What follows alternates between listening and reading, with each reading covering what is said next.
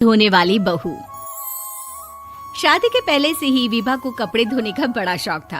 कभी नल के नीचे तो कभी तालाब के पास। अरे मेरी नीली वाली लुंगी नहीं दिख रही है। विभा की अम्मा कहाँ रखी है लुंगी? अरे वो तो विभा ने परसों ही धोकर रखी थी आपकी अलमारी में, देखो वहीं होगी। वो ना मैंने आज धो दी, मुझे लगा कि गंदी हो गई होगी।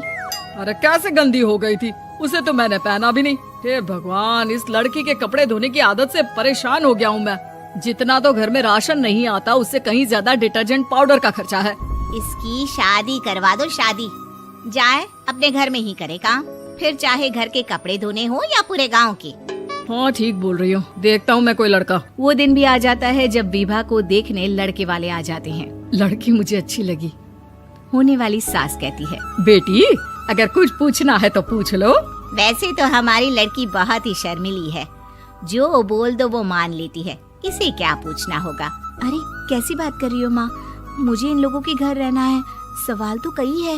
हाँ हाँ बेटा पूछ लो ना, क्या पूछना है। आप लोगों के घर कपड़े कौन धोता है? सास का मुंह बन जाता है। देखो अगर तुम ये कहना चाहती हो कि तुम्हें कपड़े धोने नहीं आते तो सुन लो, कपड़े मैं ही धोती हूँ, लेकिन तुम्हारे आ जाने के बाद मैं रुमाल तक नहीं धोऊंगी। अरे चुप रहना भाग्यवान, बहू बेचारी घर आई नहीं, उसे डराना शुरू कर दिया। वो क्या है ना बिटिया, अभी तक तो ये कल्लू की माँ ही धोती थी, लेकिन अब तुम्हारे पापा तो दहेज में वॉशिंग मशीन देंगे ही। तभी विभा की माँ बोल पड़ती है, सवाल भी पूछा तो क्या। वैसे भाई साहब, मशीन की तो फिर भी कपड़े धोने की कैपेसिटी होती है, मतलब जो बिटिया दे रहे हैं ना विभा, इसे कपड़े धोने का बहुत शौक है। ये आप लोगों के क्या, आस पड़ोस गांव मोहल्ले सबके कपड़े धो दे और उफ तक ना करे।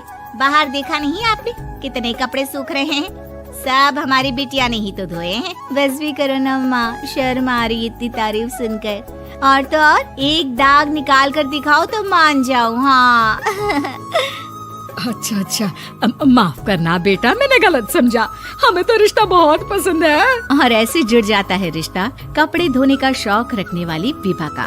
उसकी शादी हो जाती है कोयला फैक्ट्री में काम करने वाले कल्लू के साथ। शादी के बाद अचानक विभा चिल्लाती हुई सास के पास आती है, सासू माँ, अरे सासू माँ कहाँ है आप? ये तो धोखा है, धोखा दिया आप लोगों ने मुझे। इस ससुर के चक्कर के बारे में पता चल गया। अरे तो उसमें तुझे क्यों धोखा मिला है? अरे नल में पानी नहीं आता, कपड़े कैसे कब धुलेंगे? अच्छा तू पानी नहीं आ रहा उसकी बात कर रही है। तो आपने क्या सोचा? कुछ नहीं। अच्छा तेरी माँ ने कहा था कि कपड़े धोने का शौक है तुझे, याद आया मुझे। शौक शौक बोलकर कपड़े धोने वाले मेरे जुनून को कम ना आके सासू माँ, कपड़ा धोना मेरा गुरूर है। तभी पति भी वहाँ आ जाता है। अभी मैंने इसे सनी देओल की फिल्म दिखाई है, उसी के डायलॉग मार रही है माँ। अच्छा सुन, साफ साफ बता रही हूँ, पानी सुबह 4 से 6 और शाम को 10 से 12 आता है, समझी? विभा टाइमिंग सुनकर हैरान हो जाती है। ये क्या भूतों का मोहल्ला है? सुबह 4 बजे उठकर कौन कपड़े धोता है? 4 बजे टंकी में पानी जाता है, फिर सारा दिन धोना ना, किसने मना किया? अरे कैसी बात कर रही है, 200 लीटर की टंकी में कितने कपड़े धो लूंगी मैं, सुबह ही उठ जाऊंगी मैं। अब क्या था, विभा सुबह 4 से लेकर रात के 12 बजे तक कपड़े ही धोती रहती। एक रोज सास पड़ोस से निकलकर कहीं जा रही होती है कि साथ वाली कहती है, हाँ कल्लू की माँ, जरा ये बताओ कि 2 साड़ी है, 2 ब्लाउज और एक पेटीकोट और एक नाड़े वाला लंबा कच्छा। हाँ तो? अरे तो क्या, कितना लोगी धुलाई ये बताओ। धोबन दिख रहे हैं हम क्या? हमारे पति सरकारी नौकरी से अभी रिटायर हुए हैं और बेटा सुपरवाइजर है कोयला फैक्ट्री में। धोबन समझ रखा है हमें? हाय रे कल्लू की अम्मा, माफ कर दो, वो तो मोहल्ले में यही सब बता रहे थे कि तुमने बहू को कपड़ा धुलवाने के काम में लगा दिया है। सास को पड़ोसन की बात सुनकर गुस्सा आ जाता है। वो घर पहुंचती है जहां घर के बाहर ही इतने सारे कपड़े सूख रहे होते हैं जितने कि किसी धोबन के घर पर। अरे ओ कल्लू की दुल्हन, बाहर निकल। माँ जी यहीं आ जाओ, बाथरूम में चादर धो रहे हैं हम। अरे अभी हम धोते हैं, तुमको बाहर निकलो। ये आस पड़ोस वाले बोल रहे हैं कि हम बहू से कपड़े धुलवा कर उसे कपड़ा धोने वाली बना दिए हैं। अरे छोड़ो ना माँ जी, किन लोगों की बातों में आती हो? आस पास के लोगों का तो काम ही होता है कि वो किसी तरह सास बहू को लड़ा दे। बहू सारे घर के कपड़े धोती है, ये क्या कम है? बोलिए। सास को भी लग जाता है कि वो बहू का ये सनकीपन नहीं छुड़वा सकती, इससे अच्छा है कि खुद ही चुप हो जाए। एक रोज सास और बहू मंदिर जाते हैं, जहाँ सास की साड़ी वहाँ खड़ी भीख मांगने वाली से मिलती है। माँ जी क्या बात है, आपकी साड़ी उस भिखारन से कितनी मिल रही है ना? हाँ हाँ देखो तो, दोनों की साड़ी मिल रही है। क्या बात है कल्लू की अम्मा, तुम खुद को तो अफसर की बीवी बताती हो और ऐसी सिंपल सी प्लेन साड़ी पहनकर घूमती हो। सिंपल और प्लेन नहीं है ये साड़ी। तो क्या सोने के धागे से फूल बने हैं?